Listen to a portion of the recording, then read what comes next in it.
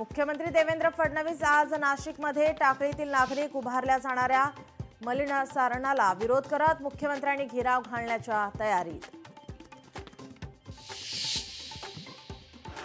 मुंबईत सुशोभीकरणाच्या नावाखाली खर्च करण्यात आलेले 100 कोटी धुळखात पडून मुंबईत सुशोभीकरणाची दुरावस्था। 2011 नंतरच्या झोपड्या हटवा, हायकोर्टाचे आदेश। SRA आता बिल्डरची निवड लॉटरीनेच करा, मक्तेदारी मोडून टाका, हायकोर्टाचे निर्देश। देशात अल कायदाचे स्लीपर सेल असल्याचा संशय, NIAचे दिल्ली स्फोटानंतर 5 राज्यात 10 ठिकाणी छापे।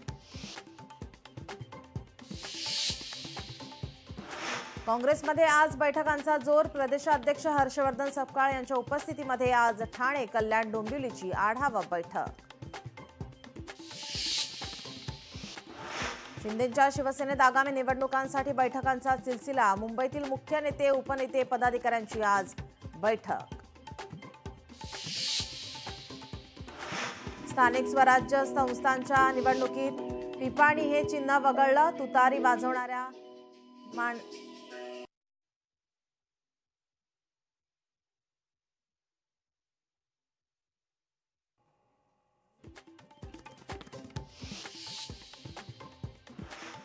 मुंबईत कचरा संकलनात 3000 कोटींचा घोटाळा, कचरा वेचक कर्मचाऱ्यांचा आरोप।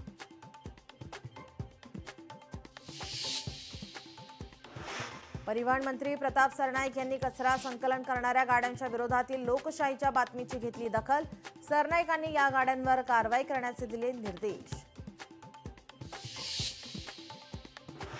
अखिल भारतीय विद्यार्थी परिषदेकडून आज नागपुरात राष्ट्रसंत तुकडोजी महाराज विद्यापीठावर मोर्चा, प्रलंबित मागण्यांसाठी एल्गार।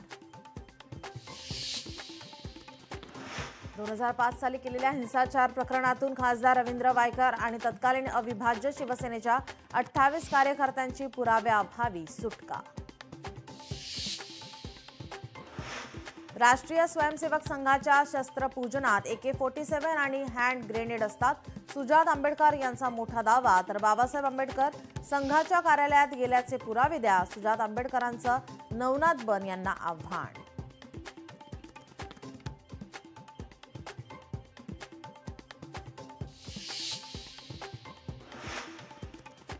मुंब्रा अपघात प्रकरणी आज ठाणे सत्र न्यायालयात अंतिम सुनावणी, दोषी ठरवण्यात आलेल्या 2 इंजिनियर्सची अटकपूर्व जामीन अर्जासाठी ठाणे सत्र न्यायालयात धाव।